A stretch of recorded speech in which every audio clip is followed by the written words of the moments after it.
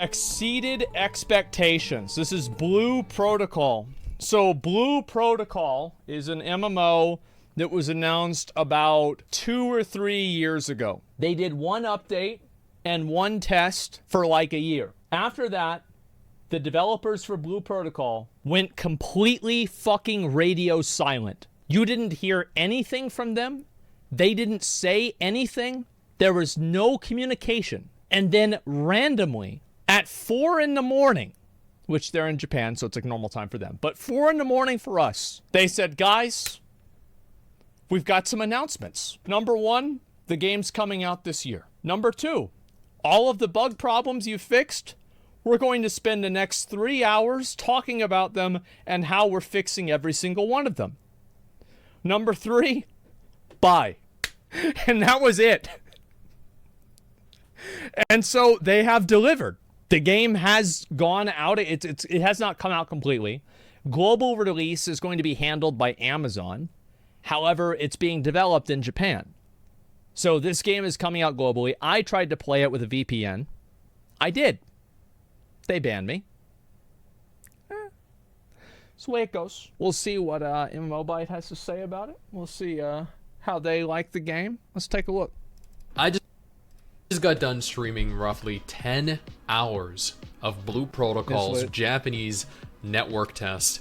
And let me just preface this entire video by stating this game has not only lived up to my expectation of it, but it has also surpassed it. I played the first beta. I really like how you can hold hands in the game. That's so important. Oh, yes. We need that. That's so good. We need more content like that. Absolutely. The one thing that'll take Blue Protocol into the stratosphere is like proximity voice chat. Because like if you walk up to some big titty cat girl and then like out of nowhere you see their voice like little icon light up, it's like, "Hey, what's up, bro? How you doing? Yeah, what's up, man? You want to come do this raid?" I mean, you need that. I feel like you absolutely fucking need voice proximity chat. That's the only thing this game's lacking. Test that this game had. Admittedly, that beta test had a lot of issues. The combat was kind of clunky, the animations were kind of clunky. Ranged combat in Blue Protocol is infinitely better. I'm gonna play a fucking ranged character in Blue Protocol. I heard a lot of good things about mages. I'm probably gonna play a hunter though. Was a stamina system present for your mount where you could only use it for a number of seconds. The stamina would deplete and then you couldn't use your mount anymore. There were so many aspects of the game that needed vastly improved. And after having spent 10 hours roughly in it today, I can say that a lot of the issues that I had that I saw were present during that first beta test are no longer there. Now, great. If you don't already, I do and will be streaming this over on Twitch. Oh, this guy follows what I do. Every time, massive day, new game, you have to add in big drama. And you have to see, like, sometimes you can't always use the yellow ones. You want to use the red circles. That's the real good one. Roughly about an hour or so from when this video goes live. And I am hoping to get to content that most people haven't gotten to, that most content creators haven't gotten to, that I personally haven't gotten to. After 10 hours, I pushed further than I did over the 3 days that I spent in it, the first beta test. Now, Blue Protocol isn't your typical, your traditional MMO. Typically, MMOs are very linear, or then in cases of Black Desert, they're very open and freeing, but Blue Protocol, it provides a sense of being linear, but also at the same time gives you a level of freedom that you don't typically possess. And let me elaborate on this a little bit. Yeah, So, as an example here, the class system. Typically in MMOs, you have a This is true. He's right about this. Class. That class is specific to your character. You learn your abilities. You, in rare instances, have a talent tree. In Blue Protocol, I decided to play mage. As a mage, I am limited to 4 different abilities. I have 2 Imagine. The Imagine are creatures that you can equip that essentially function like additional abilities or gear, since they provide you statistical benefits, and you capture them and they're like stands, craft them and equip them in game. So I am limited to 4 abilities, 2 additional abilities that you can equip. You learn a set number of abilities. Oh, is that and the then you have boar? an entire talent tree. No, never mind. Now I it's not. opted to utilize the fire elemental tree. There are a number of different elemental affinities that the mage has. You can opt for fire, you can opt for ice, you can opt for lightning.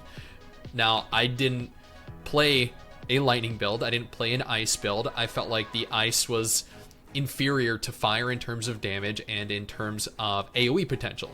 I prefer grouping hordes of enemies together and then AoEing them. Yeah, that's for just sure. how I like to play my games. Now, fire allowed for me to do that. Fire gave me single target, gave me dot damage, and also gave me AoE pressure that I feel like the other elements just didn't. And I feel like being presented with the ability to play a class a certain way or a number of ways creates a degree of freedom that you don't typically find in MMOs.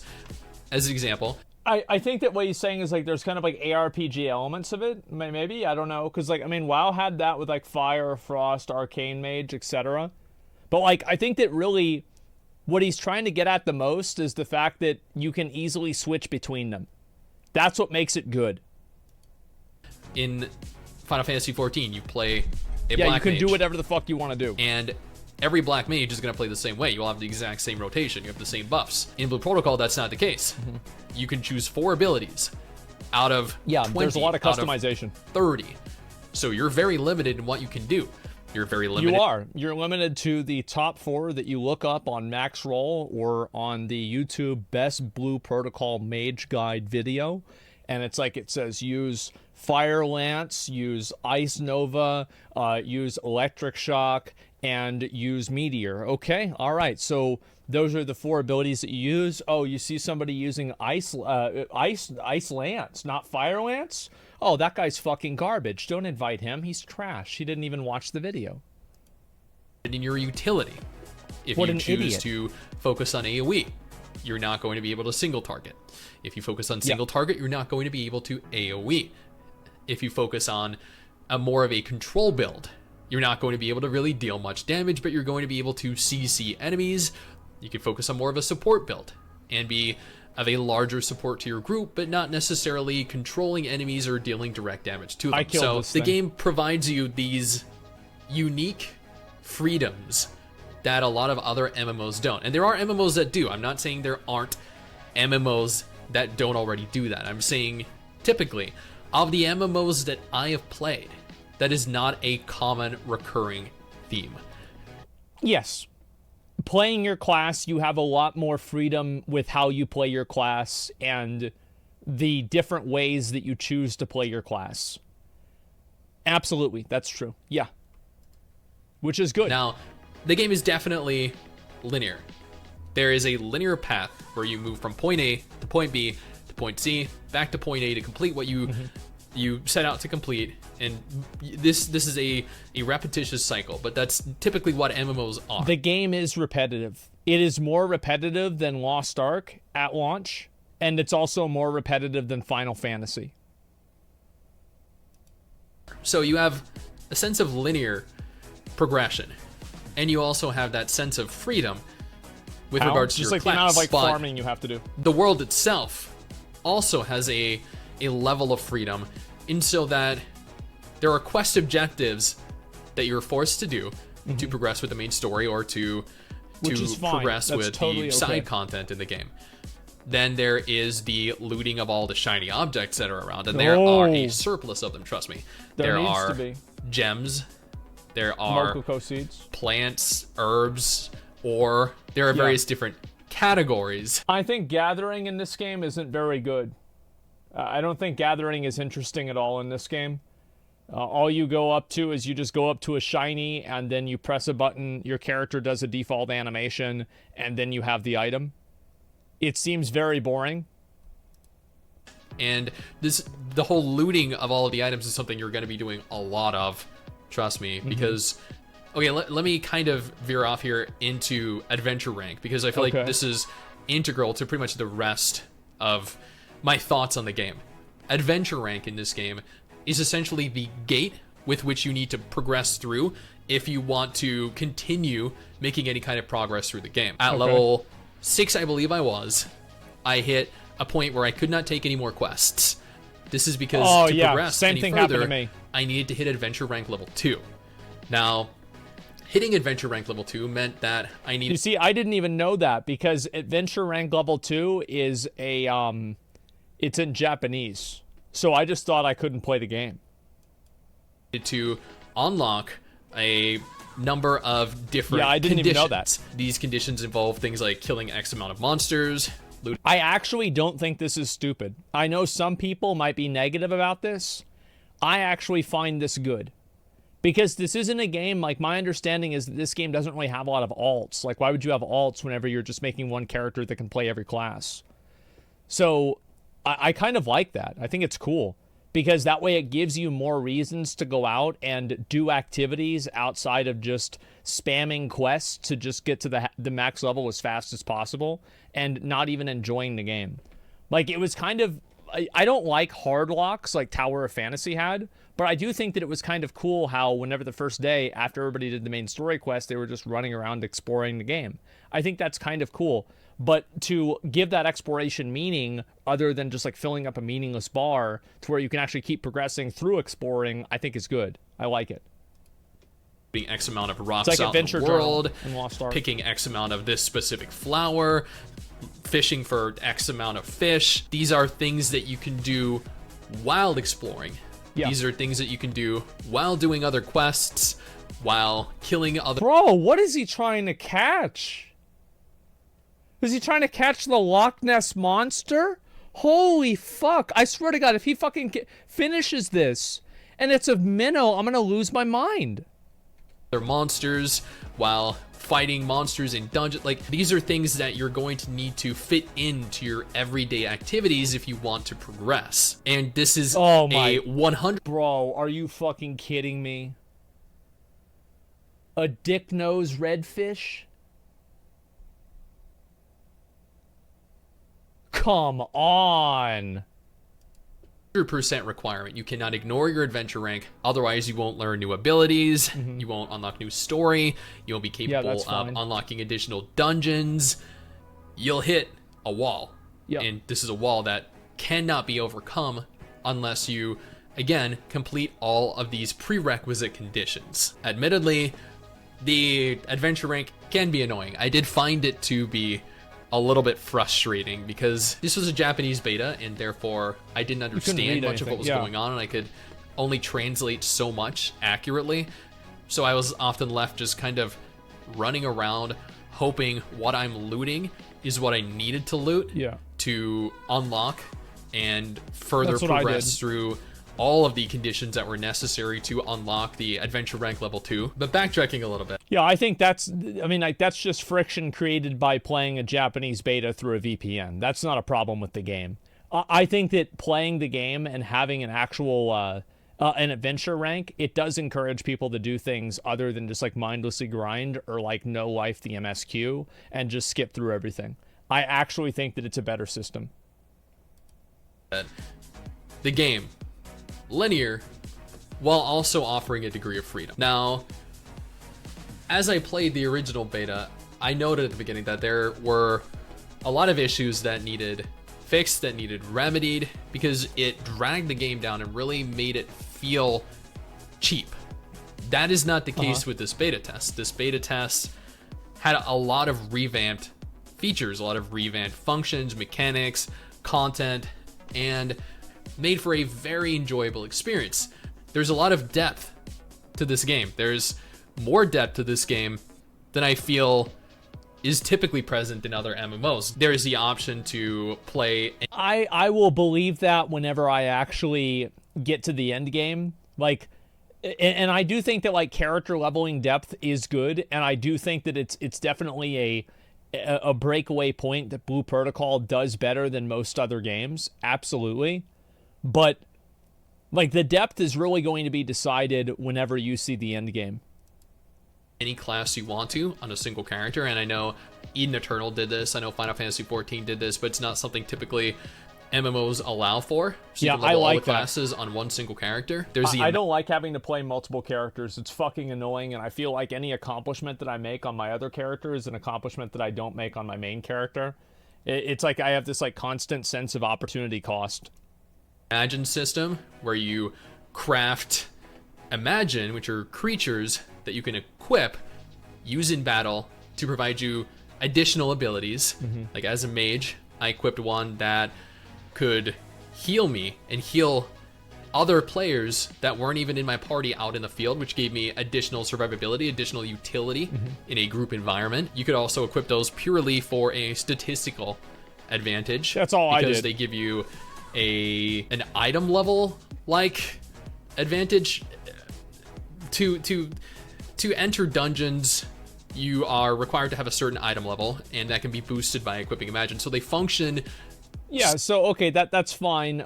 Like there's a lot of games that have that. I mean, Lost Ark has that. Final Fantasy has that. Like most games have this. Like WoW is actually one of the only games that doesn't have that, like an item level requirement to actually enter a dungeon. Similarly to gear, while also providing a skill.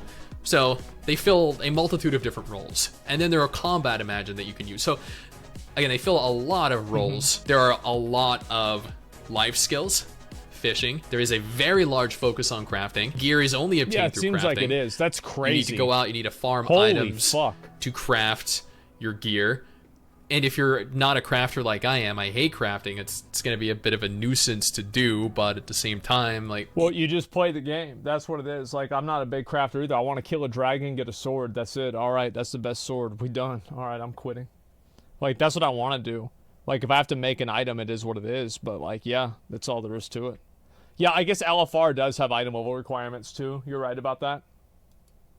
You're not going to obtain gear necessarily from boss drops or world boss drops or dungeon boss drops. So I guess it is attempting to separate itself from that whole gear, the whole necessity behind farming repetitiously for gear and then being disappointed when you don't obtain it. Because there's nothing worse than trying to attempt to get this piece of gear from a very highly ranked competitive dungeon or raid, farming it for a month, 2 months, not getting the single piece you need, seeing everyone else get all the different gear that they wanted. The alternative here is that you enter... I think that you do need some level of RNG. Like, it is disappointing, but having some RNG drops is probably good. I'm not a fan of no RNG, but I do think RNG, you should be able to overcome it by playing more. These dungeons, you enter these raids and you get materials. These materials are then used to craft you gear gotta have that you chase wouldn't items, otherwise get, or that you're not going to get. So there's never a point where you're not receiving something beneficial for you or for your future gear. Thus, there's always a purpose behind what you're running, and you never feel disappointed necessarily in what you get. Okay. Unless, you only need like one item left, and for whatever reason you're not obtaining it. But I feel like that should be a rare case given the amount of material, the amount of resources you get during and even after completing each dungeon. The world itself, absolutely beautiful. Graphically, I agree with this. The biggest drawback, I think, in this game in general, overall, is that there are too many loading screens. It feels so weird to go inside of one zone to different loading screens. Like, I can forgive something where it's like you're going into the main city and there's a loading screen. Yeah, sure, of course. But like loading screens inside of the zone to go to different zones, like that's too much, man. Like that's like we're going back in time to like the year 2001. Like what the fuck?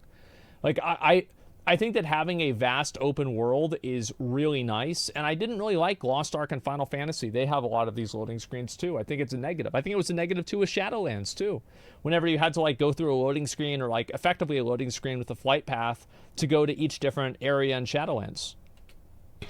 For an anime game, I think Blue Protocol is the most stunning anime MMO I have ever seen. Yeah, the is one of the better style and the looking anime graphics are games incredible. in general. It I looks know there are great. going to be Genshin players in here that are like, oh, but Genshin looks better. I don't think so. I actually think Blue Protocol, graphically for its regions, is equivalent to Genshin Impact, if not. I feel like with a lot of these games, you're reaching a ceiling.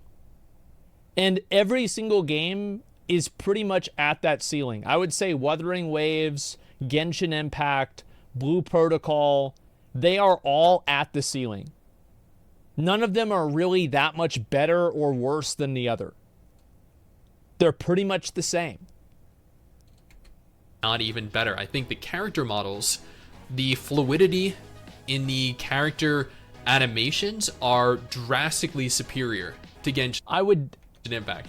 I would disagree with that. I think that the facial structure on the Genshin Impact characters is tremendously better than the Blue Protocol characters.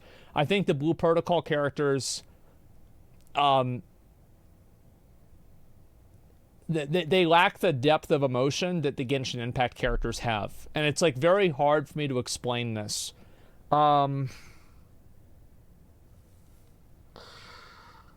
Okay. Hopefully people are going to get this. This is the best example I can use.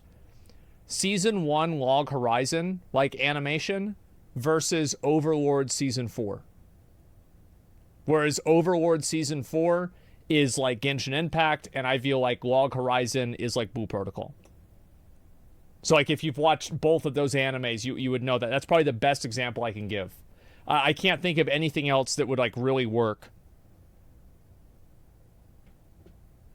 That's Overlord is too much CGI. Well, it still looks a lot better.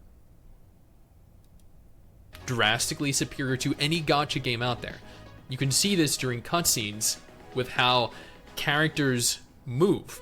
Individual parts of their bodies, their fingers, their facial expressions, just how they move left to right and forwards and backwards and interacting with the environment, the seats, the counters. Everything is just so high quality. But then this is Bandai Namco. They're the people that did Code Vein. They are the people that published Elden Ring. Code Vein movement's very good too. Developed a ton of Tales of games, so they have a very long history with successful games. The combat is drastically superior to what I think the combat is below average as melee and above average as ranged. I had played back during the previous beta test. The first beta was very clunky. This was so smooth.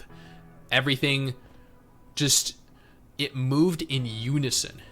Running around, attacking, transitioning from attacking to your mount, transitioning from your mount to your attacks. Yeah. Aerial all combat, that's extremely clean. Grounded combat. He's right about this. Combat where you're jumping off a cliff and shooting enemies as you fall. That's very cool. The combat was phenomenal. Granted, the abilities were admittedly, for the first few hours, very plain, very ordinary, not very impactful, but that makes sense. We were only, I think, level 4 or 5 for the first 4 hours of the stream. We are also limited to a max level of 20, I believe, for this test phase, so we're not going to be able to see what abilities we get at level 30 or 40, whatever they end up making the cap ultimately end up. But the combat... I don't think that you can give abilities the same level of weight and feel that something like Elden Ring has whenever you're playing a multiplayer game. It's like, for example, whenever McConnell and I played Elden Ring, Seamless Co-op, we just dumpstered the entire game because we were spam staggering every single mob. Like, we killed Godric with level 1 spells. Just spamming at him with like starter weapons, just spamming because of all the stagger and the knockback. So you just can't have that in an MMO in the same way. It was absolutely phenomenal. It blew my expectations out of the water, having played it originally. I feel like for the first 10 hours of playing an MMO, and I played this in Japanese, so I spent a solid like hour and a half trying to translate everything on screen. But my first 10 hours spent in Blue Protocol, this new version of it, this finalized version of it, were better than I thought they were going to be. My impressions were so far above. I did not anticipate to have as much fun as I did. Now, I would say that I genuinely enjoyed the game whenever I stopped trying to just min-max leveling and I was just running around playing the game. Actually trying to min-max leveling was kind of frustrating because of how grindy it felt. But as soon as I just was looking around, like just going and doing different stuff, I started enjoying it a lot more. I'm not saying it will continue to be as fun. I'm not saying it won't grow to be even more fun as I continue to unlock new features. Like additional dungeons, like the raids I did. The dungeons of which were actually a lot of fun. There were interesting mechanics in the dungeons that I could utilize to deal additional damage to monsters, additional damage to bosses. But I don't want to delve too deeply into this on day one, because my opinion of certain features and certain aspects of the game are likely going to change as I progress through it on day 2 and spend 20 hours in the game. They're likely going to change as I progress through on day 3 and cover 30 hours of the game. So my opinion thus far, after 10 hours of network test, beta test on day 1, is that if the game launches in this state, it is going to be a monumental success. It is going to cater... I think it will no matter what. I think the game is going to be a success pretty much no matter what, just because obviously the style is extremely popular right now, and I think that people have been looking for an MMO that has this style. It's just that there have been so many MMOs that can't do that for whatever reason. To anime fans 100%, but beyond that, this game feels so smooth, feels so high quality. I can't wait for all of you to get to test this out, because this again exceeded my expectation. And if Amazon don't ruin it, and they have the potential to, but they also have the potential not to, and if the monetization isn't ruined from Bandai Namco, if they don't make this pay to win or heavily pay to advance, or I don't know if they're gonna do that or not. I feel like if they do that, it's just gonna hurt the game. So like if they try it, and also like you've got to keep in mind that like Lost Ark has like certain other pay to win features in Korea that don't exist in the US because it's published by Amazon. So maybe Amazon will make it better. I don't know. I think that really we'll cross that bridge whenever we get to it situation. And if the game is worse and it's super pay to win, then people will probably drop off and move away from it. That's what's happened with Lost Ark. And the reason why people have moved away from Lost Ark, a lot of the reason is because of it being pay to win. Not directly, but indirectly. Because the reason why you have to farm Chaos Dungeons on 10 different characters is to incentivize you to use the pay-to-win systems instead. You think if there was no way to pay to win, you'd have to play the game that way? Fuck no. It's designed that way on purpose in order to promote pay to win. Heavily catering to whales, then I think this might be, potentially, one of the biggest releases of the year, and the only anime MMO that is left, that is relevant, and that is of any kind of success in the genre. Hopefully you guys join me on Twitch an hour from now, roughly, or if this video ended up being like 20 minutes long, 40 minutes from now, as we continue through day 2, as we continue to make additional progress. If not, I'll have another video of day 2 footage, probably tomorrow, or alternatively, if Blue Protocol isn't your thing at all, absolutely no problem. I have 2 different videos on screen right now, one featuring a list of MMOs coming out this month, I'm gonna try this the other Wayfinder featuring game. a list, the other an MMO launching later this year that I definitely think you need to take a look at. Okay, so yeah, it's like, it looks great. I wish it had PvP. I don't know if it actually doesn't have PvP, or that's just not the focus. Like, my mindset with a lot of these types of games is like, PvP doesn't really matter because it's not really going to be balanced around PvP, and it's probably just going to be kind of like an offshoot. Yeah, it doesn't really need PvP. So they have no plans for PvP? Yeah, I mean, like, so who gives a fuck? Like, having duels or something like that would be cool, but then that would require them to balance all around that, and then that's a completely different separate problem. So, like, the odds are they're probably just going to give up and not even try. Combat style simple as that. They can easily add PvP. Yeah, but, like, if you add PvP, then that completely changes, like, some of the dynamics of, like, how people want to play the game, etc. I hate games that focus everything on PvP. I don't. I think that Valorant is great. I think that, like, Warzone is great. Like, Fortnite is great. Like, I just don't really...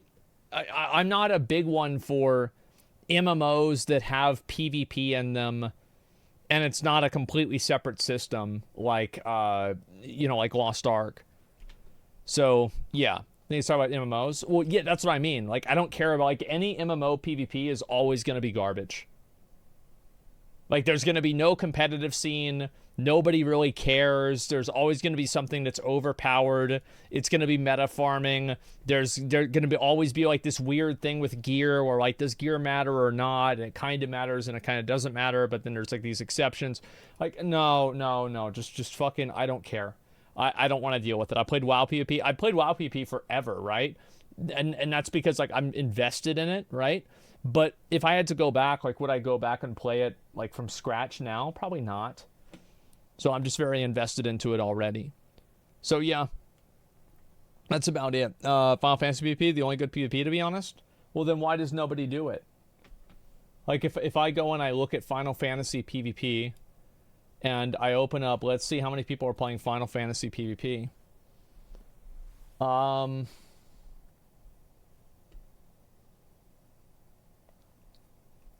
don't think any of these people are really doing Final Fantasy PvP.